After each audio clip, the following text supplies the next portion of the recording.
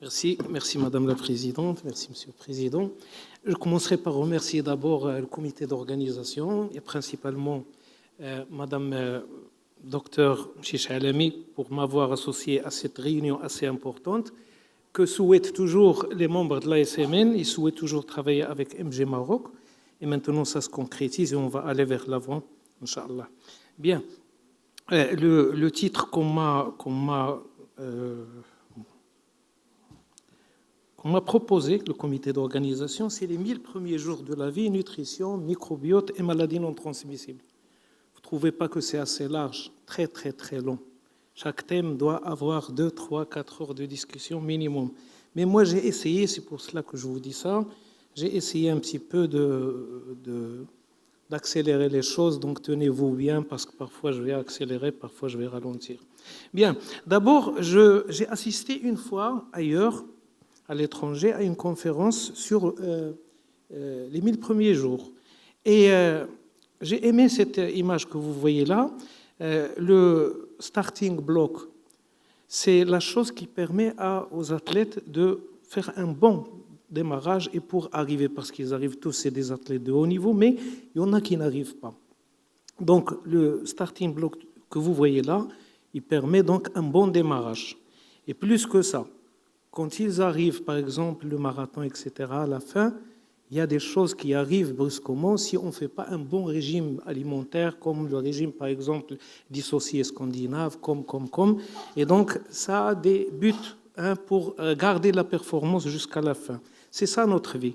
Si on fait un bon démarrage, et si on maintient notre vie et on soutient notre santé, on arrivera à la fin bien comme il faut. Et alors, ce graphique, il est très parlant, c'est le développement du cerveau. Et vous voyez que les 5 premières années, déjà, voilà, les 5 premières années, c'est là où le développement se fait, il est accéléré, il est presque, on va dire, complet, et après, ça va chuter, bien sûr, mais au fait, le tout se fait là. C'est-à-dire qu'il faut bien faire les choses à ce niveau. Même si on regarde un petit peu les neurones et la connexion entre neurones, regardez le nourrisson, puis 1 mois, puis 9 mois, puis 2 années. Et regardez, 2 années, c'est beaucoup de connexions. C'est très interconnecté et même, je trouve, un petit peu mieux que chez l'adulte, parce que ça chute. Après, ça y est, on commence. Alors là, c'est un graphique assez complexe, mais je peux le résumer. Là, on est à la conception et là, on est à l'accouchement, cette région. Et regardez, ça commence bien avant. Et je suis là en train de vous parler des 1000 premiers jours maintenant. Et les 1000 premiers jours, ça commence par là et ça va jusqu'à 2 années. Tout se fait ici. Regardez, vous pouvez voir, lire les courbes, etc. Mais maintenant, on parle des 1090 jours que l'on va compter tout à l'heure ensemble. Pourquoi 1090 ? Parce qu'on implique maintenant même le père sur beaucoup de plans, vous allez le voir tout à l'heure, c'est l'épigénétique qui va jouer là-dessus. Alors les autres organes, le cerveau, le foie, etc., le tout se développe en quelques mois au début de la vie, après la naissance, regardez. Et si on n'est pas bien nourri, si la maman n'est pas bien nourrie d'après les théories, les concepts des chercheurs qui nous ont précédés, est-ce qu'il n'y a pas assez de lumière, je crois qu'il y a, non ? Parce que j'ai vu que tout à l'heure, vous avez... C'est bon ? C'est bon. Si rien ne marche sur le plan nutritionnel, il y aura des problèmes dans ce sens. Pas de vrai développement, pas de développement achevé. Il y aura des anomalies et des pathologies par la suite. C'est ça le concept du 1000 premiers jours que l'on va développer toujours. Alors, heureusement qu'il y a, si l'intervention est très rapide, regardez dans ce graphique, 6 mois, 12 mois, 18 mois, 24 mois. Si on fait la stimulation et si on fait la supplémentation par des aliments toutes seules, regardez ce que ça donne. Et si on les met tous les deux, on s'approche des sujets qui ne sont pas maigres, qui ne sont pas diminués sur le plan santé. Ceci me pousse à présenter ce graphique qui est assez parlant, la conception est là, l'accouchement est là, la période néonatale, la petite enfance, l'âge préscolaire, l'âge scolaire, l'adolescence, etc. J'aime bien ce schéma parce que c'est très parlant et on peut greffer dessus tout ce que l'on veut. Voilà ce qui manque, par exemple, dans cette période. Et si on si on met la solution X ou Y, on va arriver. Donc, je l'utilise souvent, ce graphique, cette figure qui est très parlante, parce que, regardez, si on met le paquet, c'est pour cela que j'ai mis un paquet, à partir de la naissance jusqu'à 2 années, c'est les 1000 premiers jours. Et on peut les compter. De la conception à l'accouchement, c'est 270 jours, et puis on peut compter tout par la suite. Ça veut dire que les 1000 premiers jours, c'est la fenêtre de l'opportunité préconisée par les groupes de recherche dans la nutrition, la santé, aussi par les organisations internationales. Et vous voyez, pour chaque étape de ces 1000 premiers jours, il faudrait des choses très bien précises. Par exemple, il faudrait une bonne supplémentation, une bonne nutrition chez la femme enceinte qui ne doit pas être trop adolescente comme ce qui se passait chez nous au Maroc il y a quelques années, donc pour qu'elle subvienne aux besoins nutritionnels de son fœtus. Il faudrait donc ce que vous donnez comme médecin généraliste, comme médecin gynécologue, obstétricien, etc., comme vaccin, comme vitamines, l'acide folique, le fer, etc., c'est très bien. Et l'accouchement, c'est très important, parce que l'accouchement, si c'est la voie basse, c'est une bonne chose. Si c'est la voie césarienne, normalement, il faudrait l'éviter, sauf s'il y a indication par le médecin traitant, le médecin qui va suivre. Parce que là, se déroulent des choses sur le plan microbiote qui fait toujours partie aussi de la micronutrition, on va le voir. Cette micronutrition qui maintenant on commence à orienter nos travaux, nous les chercheurs dans la nutrition, vers la micronutrition, microbiote, épigénétique, etc. On décolle un petit peu des choses classiques qui sont les macronutriments, le diabète type 2, les maladies cardiovasculaires, parce qu'on a trouvé que toutes ces maladies non transmissibles chroniques trouvent aussi leur remède ou leur origine dans la micronutrition et l'épigénétique si les choses ne vont pas toujours bien. Bien, et puis après l'accouchement, la mise au sein précoce. Puis la mise au sein précoce, l'allaitement exclusif jusqu'à 6 mois. Après 6 mois, la diversification alimentaire. Et on peut toujours allaiter, il faut toujours allaiter jusqu'à 2 ans. Avec la diversification alimentaire, avec l'introduction de nouveaux, etc. Donc, on est dans les 1000 premiers jours. Et regardez comment ça se passe. Ce schéma qui est très parlant. Donc, les 1000 premiers jours, c'est ça, c'est la conception, puis la grossesse, puis mise au sein précoce, allaitement, etc. Et finalement, on rajoute les 90 jours. Maintenant, dans certains travaux, on préconise de parler de ça parce que là, il y a quelque chose qui se passe. C'est le père qui doit être inclus dans beaucoup de choses, et aussi sur le côté génétique. Donc l'épigénétique, elle est là. Parce qu'il y a des modèles maintenant, regardez, si on s'intéresse un petit peu à l'épigénétique, qui expliquent un petit peu ce qui se passe avant la conception, à la formation des gonades, la migration des cellules germinales primordiales, quand les gonades s'installent, et ça intéresse la méthylation, la déméthylation, l'acétylation, ce sont des termes très connus par les généticiens et qui intéressent donc le développement de certaines pathologies ou le déroulement normal de notre physiologie, de nos pathologies. Et puis il y a une deuxième vague de déméthylation, donc de réexpression des gènes. Tout ça, c'est un peu confus, mais ce que vous allez regarder ici, c'est la différence entre la femme et l'homme, ou bien entre ce qui se passe dans le sperme de l'homme et dans l'ovaire de la femme, et ça a des retentissements vers la fin, bien sûr. Là, c'est avant. Donc, l'épigénétique intervient avant, mais intervient aussi le long de la vie. Mais ce qui est très important, c'est de se focaliser sur les 1000 premiers jours, parce que si tout est bien réparé. Alors, l'épigénétique, c'est que les gènes, je ne vous apprends rien, les gènes sont là, avec les séquences comme il se doit, mais ils peuvent être déviés dans leur expression, etc. Et toujours, pourquoi je vous dis ça? Parce que la nutrition est toujours dedans. Regardez ce schéma qui est très parlant, caricature, mais très parlant. On trouve l'acide folique toujours. C'est pour cela qu'on la conseille, qu'on la conseille aux femmes pour éviter la spina bifida, pour éviter le bec de lièvre, des choses comme ça. La méthionine, la vitamine B, la choline qu'on trouve dans les œufs, etc. Donc, ils sont carrément inclut ou bien il concourt à cette méthylation, déméthylation, acétylation des termes courants chez les généticiens. Bien, c'était l'épigénétique. Mais maintenant, le microbiote. Et alors, comme vous le constatez, j'essaie de résumer un petit peu les choses qu'on m'a proposées dans le titre, le comité d'organisation. Le microbiote, regardez si on prend une femme toujours enceinte. Donc, on est dans les 1000 premiers jours. Alors, le fœtus, il est soumis à des choses quand même que je ne vais pas discuter du microbiote parce qu'à lui seul, ça nécessite des heures et des heures, mais la femme connaît le microbiote dans différentes régions. D'abord dans sa peau, dans son intestin qui est le plus important, dans le lait maternel qu'il va donner à son enfant après, dans la cavité bucco-dentaire, cavité vaginale, etc. Et l'enfant, quand elle va accoucher, il va donner un enfant qui a quand même une certaine empreinte. Une certaine empreinte, ne serait-ce que celle de la peau. Parce que si on fait une césarienne à ces enfants qui vont sortir axéniques, presque stériles, donc ils vont être inoculés par des choses qui se trouvent dans la salle où la césarienne se déroule. Et notamment, le danger, c'est le nosocomial.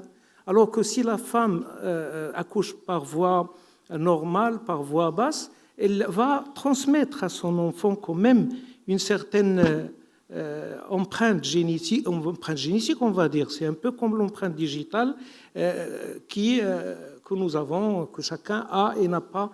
Il n'y a pas une autre personne qui a la même empreinte digitale.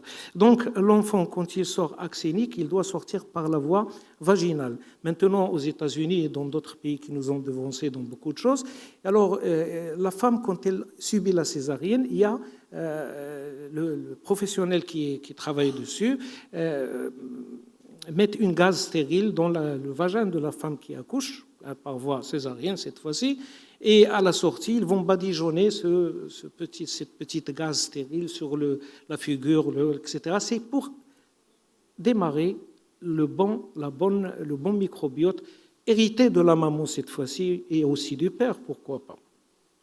Alors vous voyez, la flore bleue s'installe lors du passage de la sortie vaginale.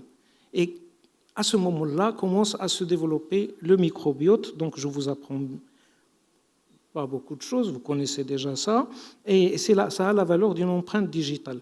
Une étude assez récente, en 2014, montre la différence entre ce qui est à droite, la voie basse, et ce qui est l'accouchement par césarienne. Et regardez l'évolution du bon microbiote, Bacteroides, Bifidobacterium, par rapport à la césarienne.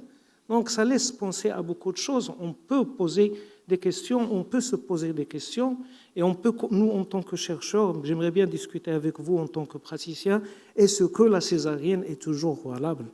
Je sais que c'est un gain de pain pour beaucoup de personnes, etc., mais est-ce que c'est, excusez ma franchise, mais parce que c'est là où commence, c'est le starting block de notre vie.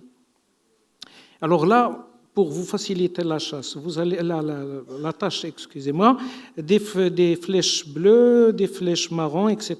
Quand c'est bleu ou bien c'est vert, c'est bon. Quand c'est marron, c'est dangereux. Alors on peut voir, à partir de la naissance, contamination intra-utérine, c'est bien, Bifidobacterium, Lactobacillus, etc. Quand on a la césarienne, c'est pas bien parce qu'on risque d'être contaminé par des bactéries qui ne sont pas bonnes. Vaginal, c'est bon. Clostridium peut toucher, et là on peut parler, si vous voulez, tout à l'heure.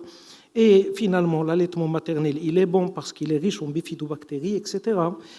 Formule infantile, je préfère ne pas donner de... probiotiques, c'est bon quand c'est nécessaire, bien sûr, parce que les probiotiques, ce n'est pas antibiotiques, maintenant c'est probiotiques. C'est pour la vie, je crois que c'est là où l'on se dirige, pas comme ce qu'on a fait avec les antibiotiques qui nous mettent maintenant dans une position de résistance. Alors regardez, c'est très connu ce graphique, je le passe très vite. Les 7 premiers jours, ça y est, les premières installations des premières bactéries qui sont bonnes dans notre microbiote, bénéfiques pour nous. Sauf qu'avec l'âge, on risque de voir des déclinaisons. Il y a des bactéries qui vont carrément chuter, les bonnes bactéries, et ce sont les mauvaises bactéries qui vont prendre le dessus.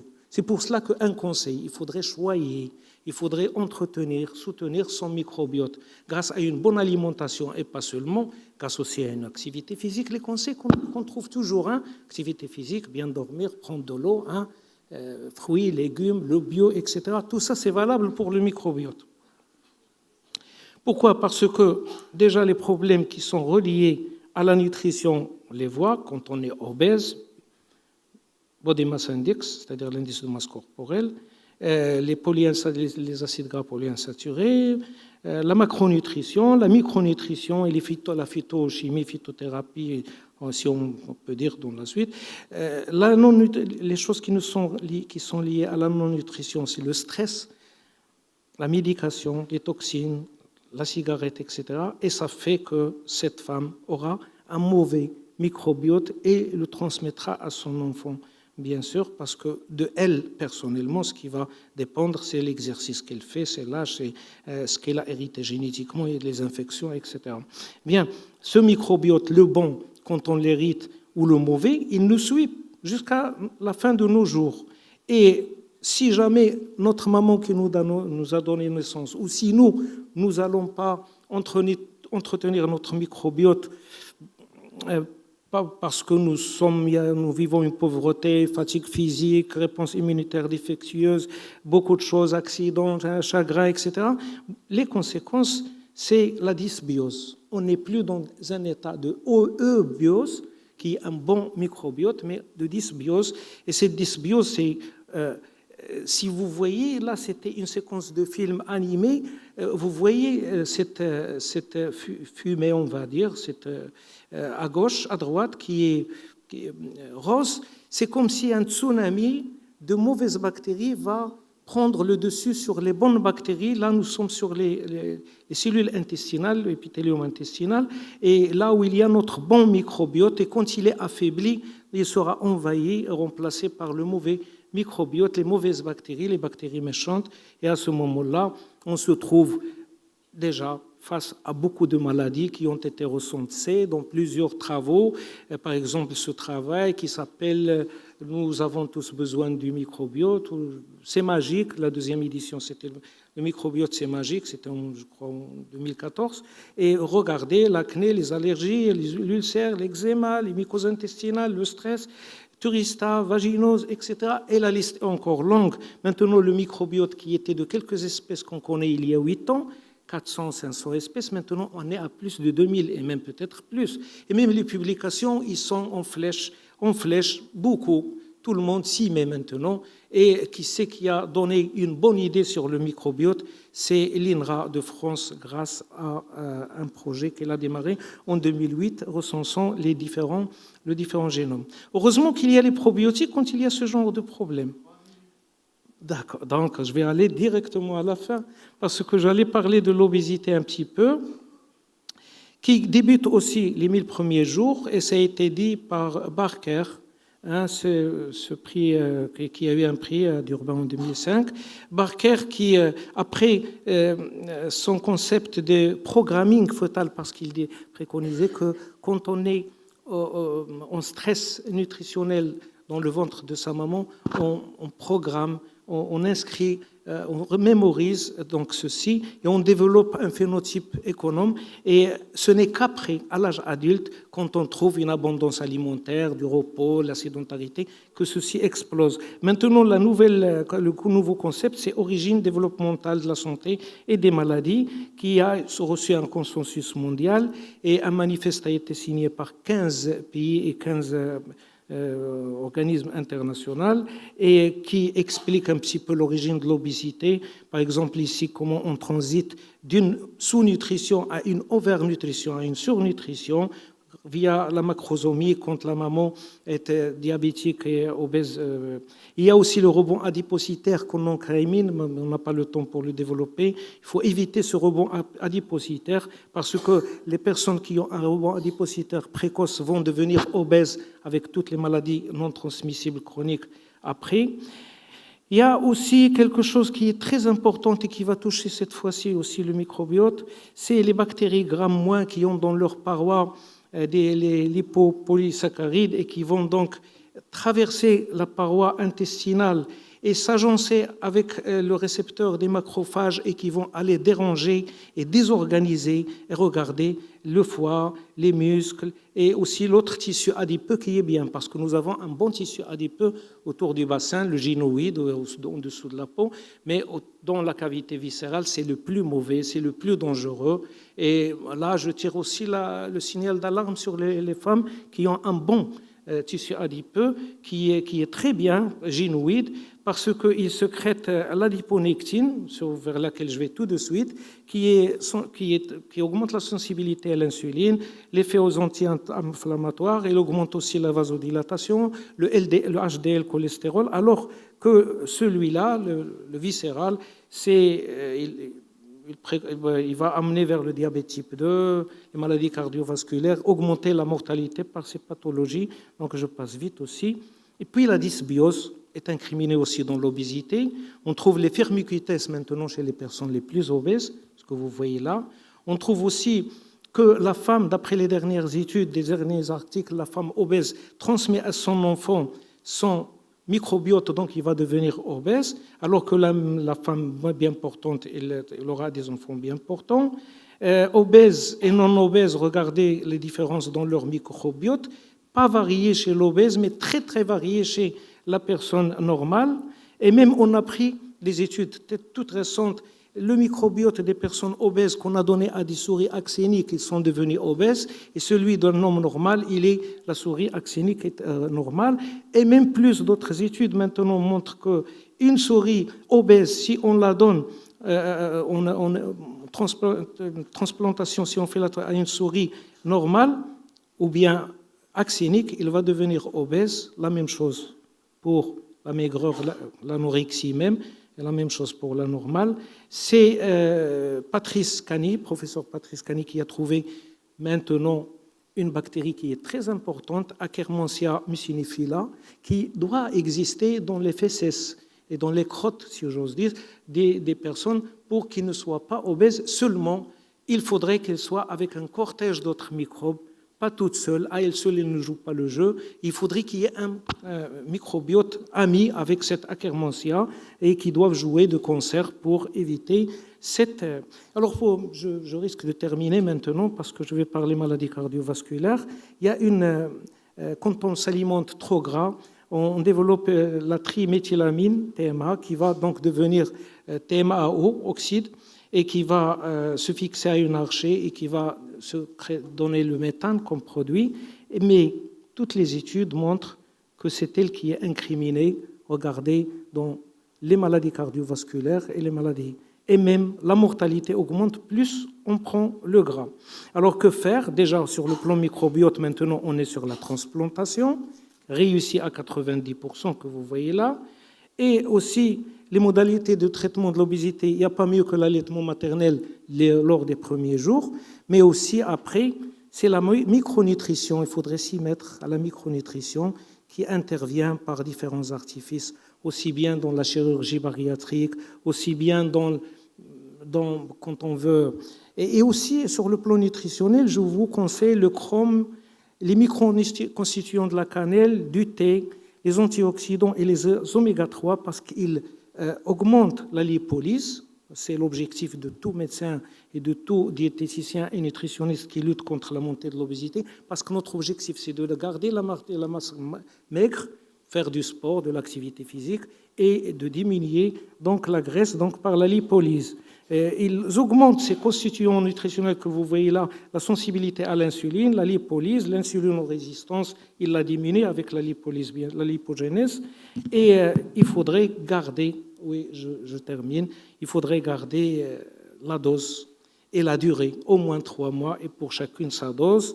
Bon, je vais accélérer pour vous dire que les probiotiques, le microbiote a besoin aussi d'une bonne alimentation, d'une bonne hygiène que vous avez parce qu'on vous a donné les présentations. Vous pouvez donc regarder tout ça à tête reposée et regarder notre alimentation qui est assez riche en probiotiques aussi, comme le lben ici au Maroc, comme le kéfir, etc. Mais là, les prébiotiques qui boostent et qui donnent la force à ces bactéries, les bonnes bactéries, pour jouer leur rôle. Vous avez les artichauts, chicorée, bananes, ail, oignons, etc., etc. Les panais, le navet, topinambour, Les oméga 3 des poissons, ils sont trop aimés. Et donc, pour conclure, il faut mettre le paquet sur les 1000 premiers jours. Et merci pour... Et je demande des excuses à M. le Président. Merci, M. Bourg. Ce n'est pas vous qui risquez de terminer, c'est moi qui risque de perdre ma place de modérateur. Pourquoi? Mais ce n'est pas grave. Donc, la parole est à la salle. Oui, je suis là, s'il y a des questions. Merci. Bon, je crois que l'exposé a été complet. Donc, mais j'espère que je n'ai pas été très rapide, non? Hein? Rapide? Oui. Toutes les communications sur le site MJ Maroc. Hein? Oui, oui. Donc, on va passer à la remise du trophée qui sera remis par Mme Qabbaj, membre de MG Maroc, du comité MG Maroc. Tout juste après, nous avons la séance officielle de l'inauguration.